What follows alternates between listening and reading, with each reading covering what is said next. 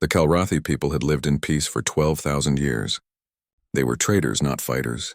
Their ships traveled between 47 different star systems, carrying goods and sharing knowledge with other peaceful species.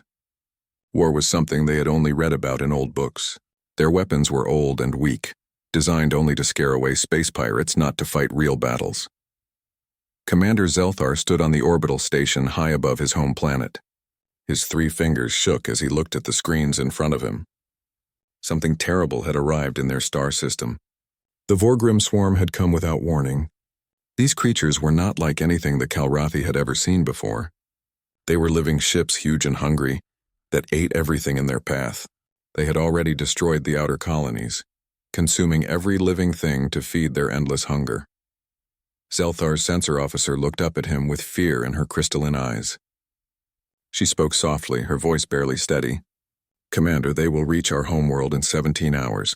We have sent messages asking for help to every nearby civilization. No one has answered us yet." Zelthar felt his heart sink. He knew the truth. The Galactic Council was slow. They had meetings and committees and endless discussions before they did anything. By the time they decided to send help, his world would be dead. His people would be gone. Everything they had built over 12,000 years would be nothing but dust and bones.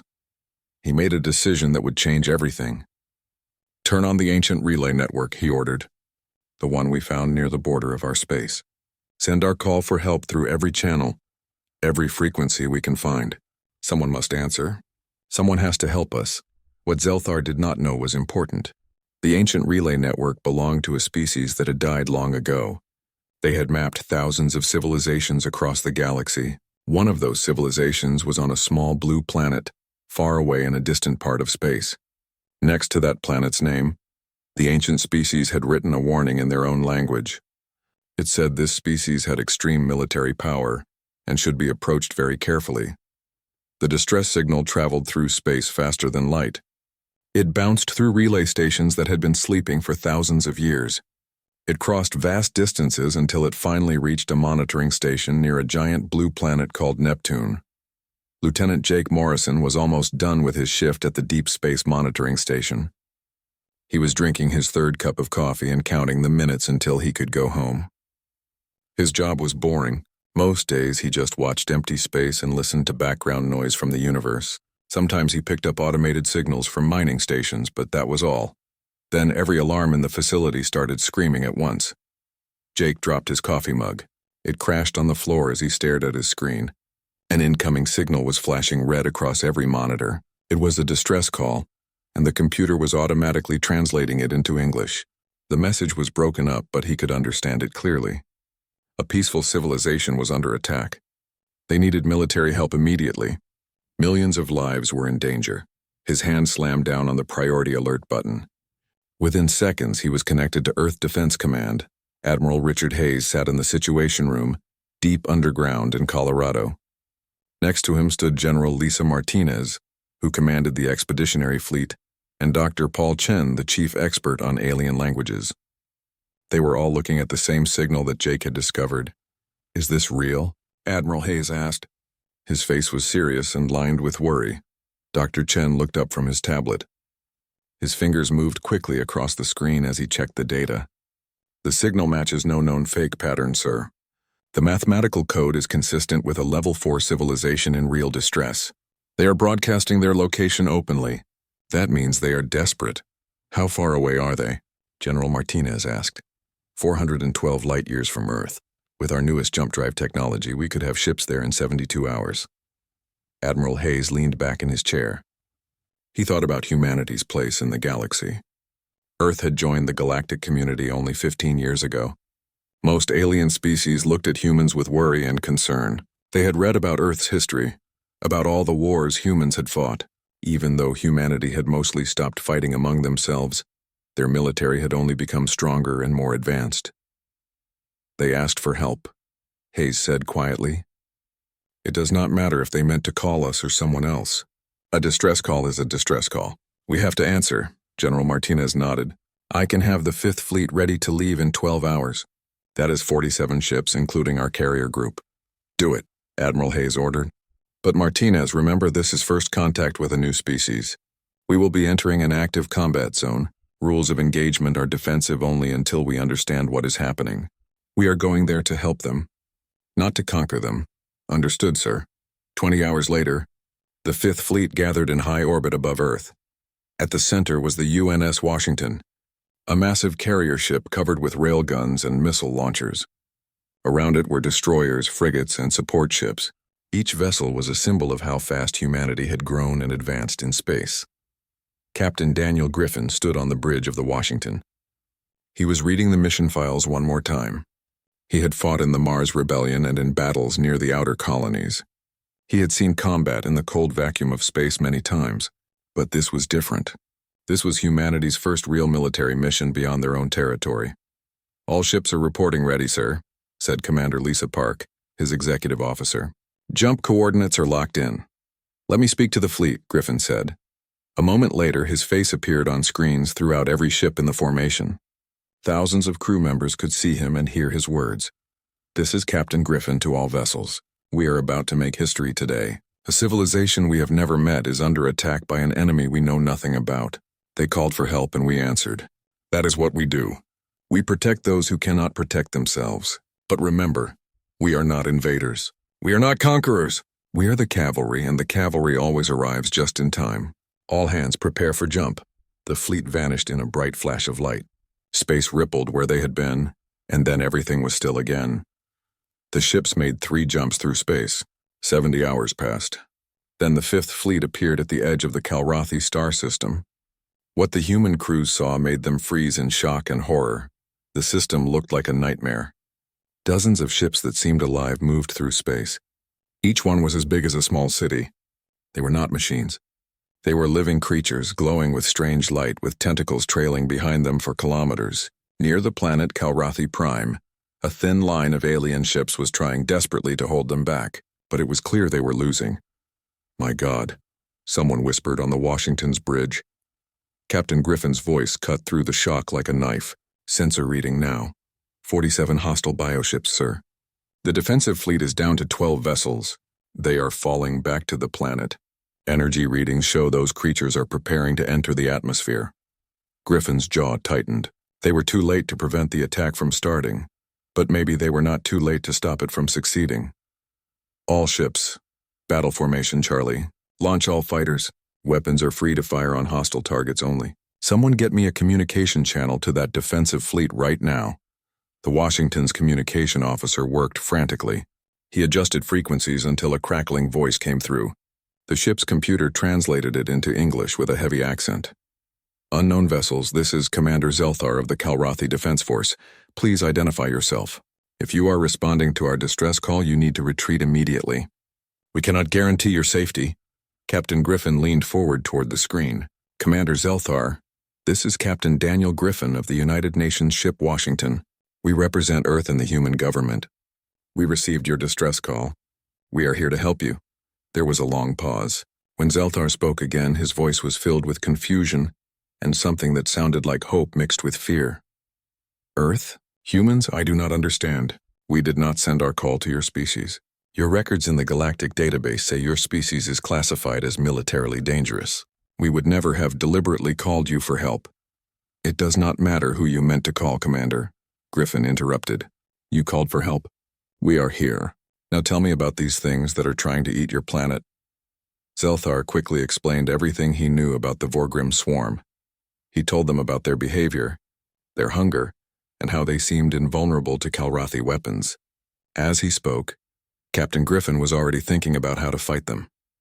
"Commander Park, get me target solutions on the nearest group of bioships. Let us see how these creatures react to a few thousand tons of metal moving at high speed."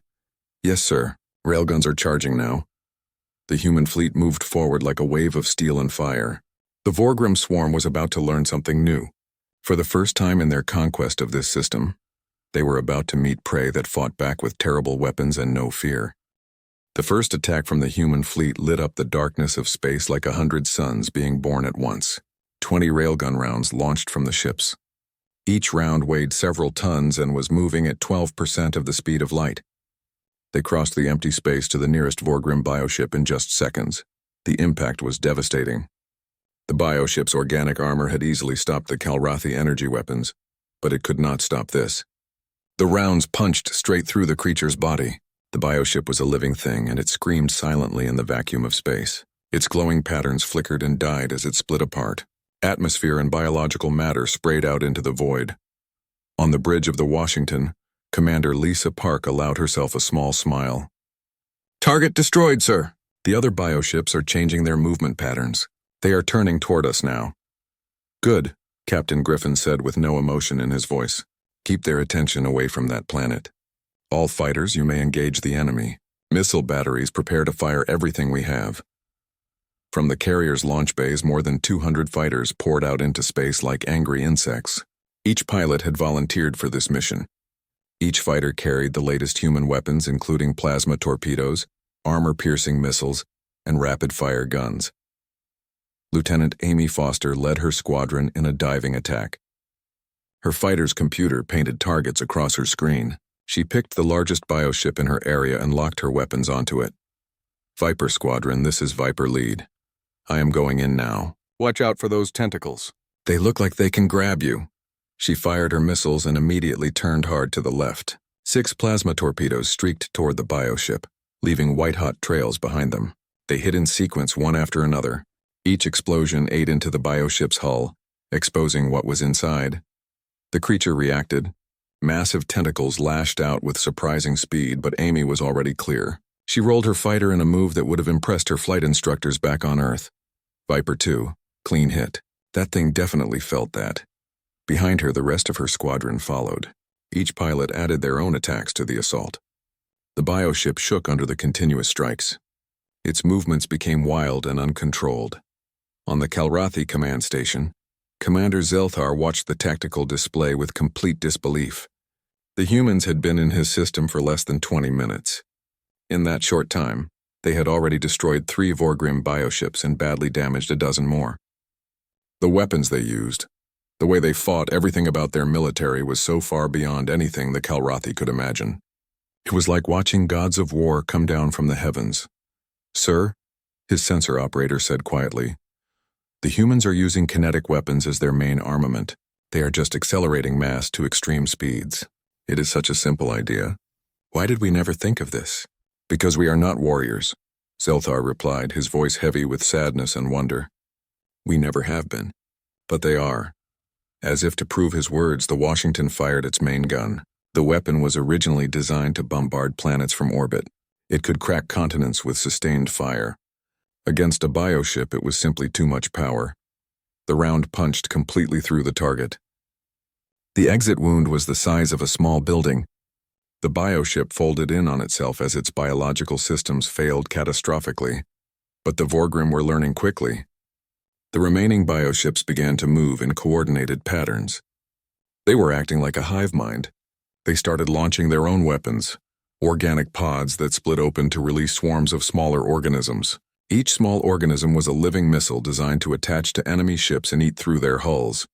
"Incoming," the Washington's tactical officer shouted. "Point defense systems, engage now."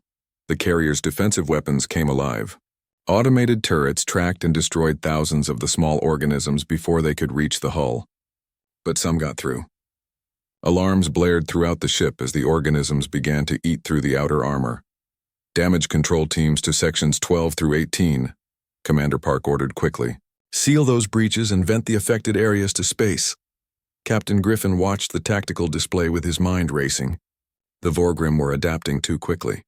If this battle turned into a long fight, even humanity's superior weapons might not be enough to win. "Get me Commander Zelthar again," he ordered. The Calrathi commander's image appeared on the main screen. His alien features showed extreme stress. "Captain Griffin, your help has bought us time, but the Vorgrim are adapting to your tactics.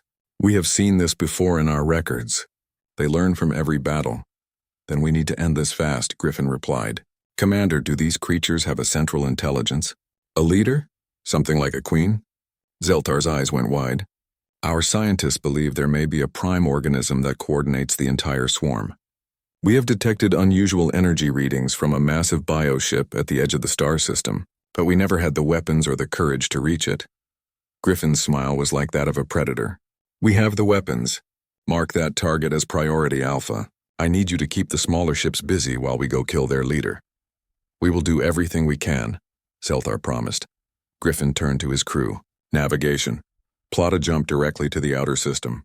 Weapons, I want every heavy ship in the fleet ready to fire the moment we arrive. This is going to be a one-shot deal.